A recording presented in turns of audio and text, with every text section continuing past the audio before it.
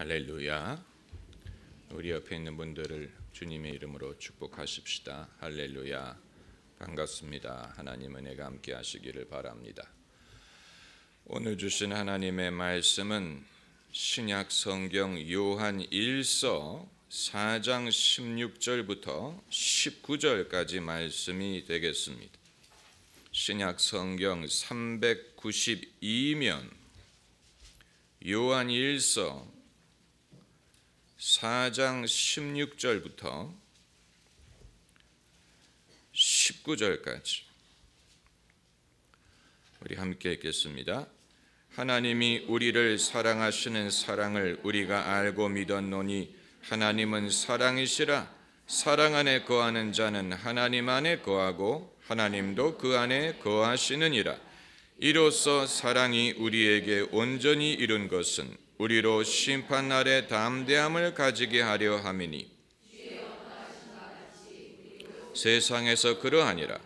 사랑 안에 두려움이 없고 온전한 사랑이 두려움을 내어 쫓나니 두려움에는 형벌이 있음이라. 두려워하는 자는 사랑 안에서 온전히 이루지 못하였느니라. 우리가 사랑함은 그가 먼저 우리를 사랑하셨음이라. 아멘. 예수께서 계시하신 하나님의 가장 위대한 면은 하나님은 사랑이시라는 것입니다. 기독교를 사랑의 종교라고 부르는 이유는 사랑하라고 권하기 때문이 아니고 하나님이 우리를 사랑하셨다라는 진리 때문이 그 증거로 누구를 보내셨습니까? 독생자 예수님을 보내셨습니다. 그러면 왜 이처럼 중요한 진리를 예수님 때까지 알려주지 않았다는 말이냐? 그건 잘못 생각하는 것입니다. 하나님이 알려준 것인데 알려주지 않은 것이 아니고 알려주어도 인간이 그것을 믿으려고 하지 않고 알지 못하고 이해하지 못했습니다. 여기에는 우리의 많은 생각과 이해가 필요한데 이건 남의 얘기가 아니고 우리도 마찬가지 과거의 사람들이 하나님의 사랑을 믿지 못하고 이해하지 못한 것뿐만이 아니고 그건 우리도 마찬가지라는 얘기입니다. 그러므로 어떻게 하면 우리가 하나님의 사랑을 실감할 수 있느냐? 교회를 어렸을 때부터 다녀본 사람은 귀가 아플 정도로 들었을 것입니다. 하나님이 우리를 사랑하신다는 사실을. 그러나 과연 우리가 그것을 얼마나 실감하느냐? 사람에 따라 다르고 경우에 따라 다릅니다. 모든 것이 잘 될 때는 하나님이 사랑하시는 것 같다가도 어떤 문제가 발생하면 우리는 하나님의 사랑을 의심하는 것뿐만이 아니고 하나님이 나에게 분노했다라고 생각하고 내가 벌을 받는다라고 생각하고 하나님을 두려워합니다. 하나님이 나를 사랑하신다라고 생각하지 못하고 하나님이 나에게 벌을 준다고 생각하고 하나님을 두려워합니다. 사랑은 인간 영혼 발전의 피크, 가장 높은 부분이 이 히말라야 산맥을 등반할 때 에베레스트 산이 가장 높은 것처럼 그래서 사도 바울이 말하기를 믿음, 소망, 사랑은 항상 있을 것인데 그 중에 제일은 사랑이니라고 말한 것과 같습니다. 그러므로 사랑을 배운 사람은 모든 것을 배운 것이나 마찬가지. 그렇기 때문에 사랑은 인간의 성숙함을 전제합니다. 성숙해야 사랑을 이해할 수 있습니다. 사랑을 이해하지 못하는 사람은 성숙하지 못한 것입니다. 이것은 심리적으로도 심리학적으로도 많은 설명을 할 수 있지만 성경적으로 말한다면 사람이 사랑을 깨닫지 못하게 하는 것은 두려움 때문이고 두려움은 죄에서 비롯됩니다. 그러므로 인간은 죄인이기 때문에 필연적으로 두려움을 갖고 있고, 이 두려움이 하나님의 사랑을 실감하지 못하게 합니다. 이것이 문제. 죄인이 아닌 사람은 없는데 이 죄가 사람으로 하여금 하나님을 두려워하게 만들어요. 하나님의 사랑을 실감하지 못합니다. 오늘 본문 18절에 사랑 안에 두려움이 없고 온전한 사랑이 두려움을 내어 쫓나니, 두려움은 설득해서 없어지는 게 아니에요. 나가 주실래요? 이제 나가는 게 적법하지 않을까요? 이래서 두려움이 나가는 게 아니고, 두려움은 어떻게 합니까? 내어 쫓는 거예요. 온전한 사랑이 두려움을 내어 쫓나니, 두려움에는 무엇이 있느니라? 형벌이 있느니라. 다시 말하면 무엇을 두려워하느냐? 형벌을 두려워한다는 거예요. 인간이 죄인인 한은 하나님의 형벌을 두려워합니다. 이 문제가 해결되기 전에는 인간은 하나님을 두려워할 뿐이지, 아무리 하나님이 사랑을 설득하셔도 믿으려고 하지 않습니다. 아담과 하와가 선악과를 따먹은 후에 하나님이 동산에 지나가는 소리를 듣고 두려워서 숨은 것과 마찬가지. 그들이 숨게 만든 동기는 두려움이었습니다. 창세기 3장에 이미 그 사실이 기록되어 있습니다. 이것은 아담과 하와의 이야기인 것뿐만이 아니고 모든 인간이 그렇습니다. 아담이란 말은 사람이란 뜻이에요. 모든 사람은 죄를 지었기 때문에 하나님이 가까이 지나가시는 것을 느낄 때 두려워하고 숨으려고 합니다. 숨어요. 하나님이 뭐라고 꾸중을 하지 않았는데, 하나님이 아담에게 화를 내신 것도 아니고 꾸중을 한 것도 아닌데 지레 겁을 먹고 숨었어요. 그들이 숨은 심리적인 이유는 두려움, 그리고 또 하나는 부끄러움이죠. 우리가 벗었으므로 부끄러워 숨었나이다. 어떤 목사님이 성도의 집에 신방을 갔는데 문을 두드려도 집안에 사람이 있는 것 같은데 열지를 않고 있는 흉내를 내지 않아서 쪽지를 붙였다고 하지요. 볼지어다 내가 문 앞에 서서 두드리노니 누구든지 내 음성을 듣고 문을 열면 내가 들어가 저와 더불어 먹고 저는 나와 더불어 먹으리라. 그런데 다음 주일날 그 성도가 쪽지에 성경 구절을 적어서 목사님에게 전달하기를 제가 벗었으므로 부끄러워 숨었나이다. 그렇기 때문에 목사가 낮에 성도를 그런 식으로 신방하면 안 됩니다. 그런 식으로 신방하면 득보다 실이 더 많을 수가 있습니다. 그런데 이 아담과 하와가 숨은 것은 이제 심리적으로 말하면 두려움, 그리고 부끄러움, 둘 다가 창세기 3장에 등장을 하지요. 그런데 이건 아담과 하와 이야기뿐만이 아니고 모든 인간이 그렇습니다. 모든 인간은 그리스도 예수로 옷 입기 전에는 하나님 앞에 두려워하고 부끄러워합니다. 부끄러움, 수치라는 것은 대한민국의 정서를 반영합니다. 우리는 수치의 문화, 이 체면, 사람 앞에 체면을 차리려고 합니다.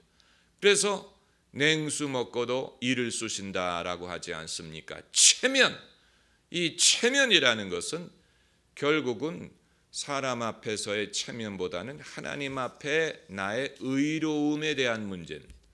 결국은 이것은 신학적인 것입니다. 우리가 사람들 앞에서만 의롭다 인정함을 받으려 하는 게 아니고 하나님 앞에 의롭다 인정함을 받는 것이 중요한데, 바리새인들은 사람들 앞에 의롭다 인정함을 받으려고 했지만 하나님은 그들을 의롭다고 인정해 주지 않았지요. 사람이 하나님 앞에 의롭다 여김을 받는 것은 무엇으로 말미암습니까?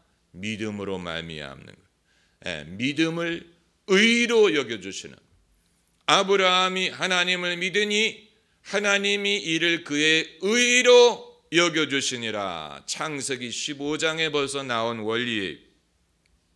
그러므로 이제 이 문제에 대하여 하나님이 조치를 취하셔야 했습니다. 이것은 사람의 주도로 되는 조치가 아니고 하나님의 주도로 말미암는 조치. 사람들이 죄를 지어서 하나님의 사랑을 믿지 못하고 두려워하고 숨으려고 하는데 이 문제를 어떻게 해결하겠느냐? 하나님이 당신의 주도로 문제를 해결했어요. 일시적인 해결책은 구약의 제사입니다. 구약의 제사는 일시적인 방편이지 영구적인 해결책은 아니었어요. 제사가 뭡니까? 사람의 죄를 대신하여 이 깨끗한 짐승을 하나님께 바치는 것입니다. 부정한 짐승은 안 돼. 깨끗하고 흠이 없는 짐승을 하나님 앞에 바쳐야 했습니다.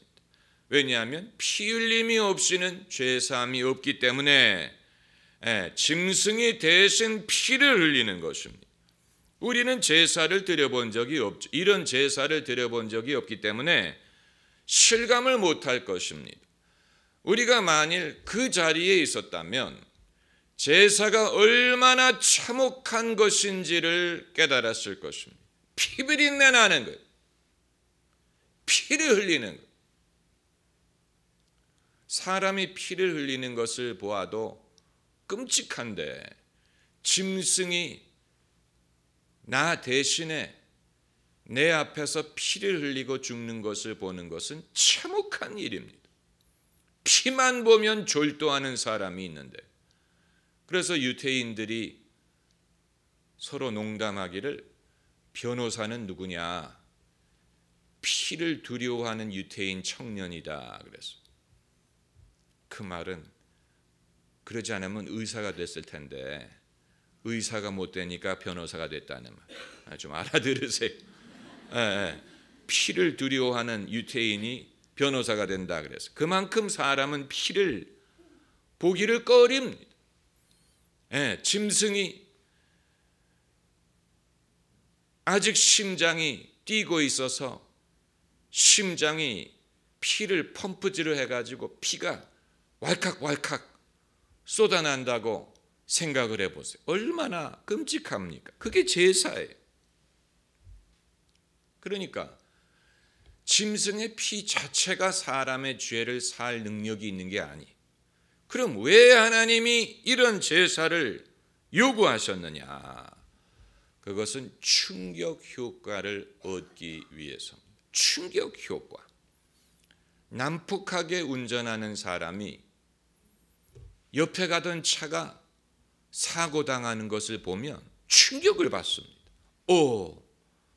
나도 저렇게 사고를 당할 수 있었겠구나. 내가 아니고 저 사람이 사고를 당했으니 망정이지 나에게도 이런 일이 있을 수 있겠구나. 충격을 받아서 적어도 잠시 동안은 얌전하게 운전을 합니다. 충격을 받아요. 이 운전학교에 가면 사람들에게 사고가 얼마나 위험하다는 것을 보여주기 위하여 사고 동영상을 보여줍니다. 이게 장난이 아니라는 것을 깨닫게 하기 위하여. 마찬가지로 죄가 제사의 참혹함을 보므로 죄인이 충격을 받고 죄가 얼마나 심각한 것인가를 깨닫고 자신의 행위를 적어도 얼마 동안은 돌아보게 됩니다. 제사는 일시적인 방편이 영구적인 효력이 있는 것이 아닙니다. 그리고 하나님은 이런 짐승의 피를 원하시는 게 아니에요. 하나님이 잔인하신 분이 아니에요. 하나님의 관심사는 인간이 도대체 얼마나 나된 후에야 정신을 차릴 것이냐 하는 것입니다. 마치 탕자의 아버지가 탕자가 얼마나 고생을 해야 돌아올 생각을 할까를 생각하는 것과 마찬가지입니다. 그게 하나님의 관심사. 인간은 도대체 얼마나 나된 후에야 정신을 차릴 것인가. 이게 하나님의 관심사예요. 여기에서 이제 우리가 예수 그리스도의 십자가 희생을 이해할 수 있는 것입니다. 우리는 예수님의 십자가가 어떻게 우리를 구원했느냐를 설명할 때 예수님이 우리의 죄값을 대신 지불하셨다라는 교리에는 익숙합니다. 어렸을 때부터 배운 것이 그게 가장 이해가 쉽고 설득력이 있습니다. 우리가 죄값을 지불해야 되는데 예수님이 당신의 십자가 죽음으로 대신 우리의 죄값을 지불하신 것이다. 이것은 옳은 교리, 그러나 유일한 설명은 아니에요. 예수님이 십자가에 돌아가셔야 했던 이유, 이것을 통하여 하나님은 어떤 결과를 이루려고 하셨느냐, 이것을 설명하는 다양한 방법이 있는데 그 중에 하나는 하나님이 무서워서 숨어있는 죄인을 나오게 하기 위하여 하나님이 조치를 취해야 했는데 그것이 바로 예수님이 사람이 보는 앞에서 대신 벌을 받는 것이었어요. 대신 벌을 받는 것을 보고야 사람은 하나님의 사랑을 실감하고 하나님이 두려워 숨어있던 자리에서 나올 수 있게 하기 위한 것입니다. 이것은 심리적인 효과가 아니에요. 죄의 횡포를 무력화시키는 것입니다. 죄의 능력을 무력화시키는 것. 하나님과 사람 사이에 죄가 이간질을 했는데 그 죄를 무력화해서 사람이 하나님을 오해하지 않고 하나님의 사랑을 믿게 하기 위한 것입니다. 하나님이 희생을 하심으로 사람이 깨닫게 하기 위한 것입니다. 이것은 약간의 설명이 필요합니다. 이 한국 전쟁 시에 고아의 어머니라고 불리던 분이 있었습니다. 전쟁통에 부모를 잃고 삽시간에 고아가 된 아이들을, 많은 아이들은 아니었던 것 같은데 몇십 명의 아이들을 데려다가 먹히고 재우고 그리고 그들에게 믿음을 심어주려고 노력을 많이 했습니다. 그런데 이 아이들이 전쟁 때문에 마음이 너무 강팍해져서 아이들은 모이면 서로 싸우고 훔치고 욕하고 그들의 마음이 도대체 열리려고 하지 않더라는 것입니다.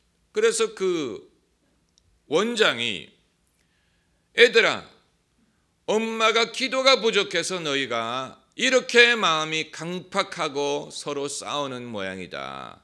하나님이 너희의 마음을 바꾸실 때까지 엄마는 금식하며 기도하겠다. 그러면서 방에 들어가서 금식을 시작했다고 합니다.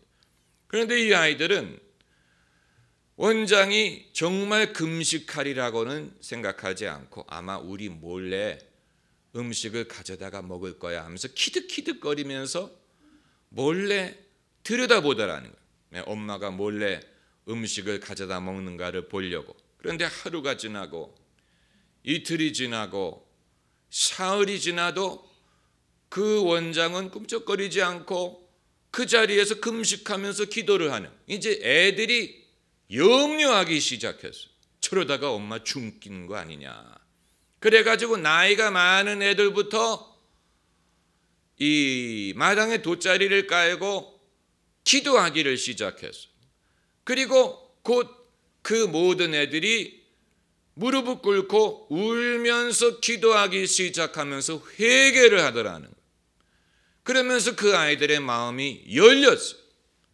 그러니까 이 원장이 그들을 사랑하지 않는 게 아닌데 애들의 마음이 너무 강팍해서 그것을 받아들일 수가 없었는데 무엇을 보고 그 마음을 열었습니까? 원장이 희생하는 모습을 보고 비로소 사랑을 믿을 수가 있었다는 얘기. 이건 여러분 그냥 심리적인 것이 아니고 죄의 횡포를 무력화시키는 것입니다. 사랑을 믿지 못하게 하는 것은 인간의 죄, 상처, 죄, 그것이 사람의 마음을 강팍하게 만들어서 사랑을 믿지 않고 냉소적으로 만들게 합니다. 그런데 사랑하는 주체가 희생하는 모습을 볼 때 비로소 그것을 믿게 되는 거. 아, 정말로 사랑하는구나. 정말로 사랑하는구나. 우리 모두는 이 고아들과 같습니다. 하나님의 사랑에 대하여 냉소적이란 말은 정말 그럴까? 하나님에게 유익이 되니까 그렇겠지. 그냥 듣기 좋으라고 하는 말이겠지. 사랑은 무슨 사랑? 내가 이제껏 살아보니까 해준 것도 없더라. 이게 냉소주의. 무서운 것입니다. 이건 야단을 쳐서 바꿀 수 있는 게 아니에요. 야단을 쳐서 바뀐 수 있다면 벌써 옛날에 바뀌었죠. 이게 야단 쳐가지고 되는 게 아니에요. 사랑을 믿지 못하는 데는 도리가 없습니다. 그래서 사랑을 하는 주체가 희생을 하는 모습을 보여야 됩니다. 가짜 희생이 아니고 진짜 희생. 진짜 희생하는 모습을 보여주어야 냉소적이던 사람이 그것을 벗어버릴 수가 있고 사랑을 믿을 수가 있게 됩니다. 우리는 예수님이 십자가에 달리신 지 2000년 후에 태어났기 때문에 우리가 직접 예수님의 희생을 볼 기회가 없지요.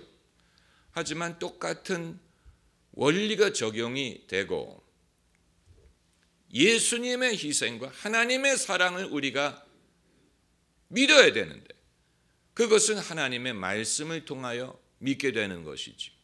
다만 가끔 그 말씀을 전하는 사람이 희생하는 모습이 필요할 때가 있습니다.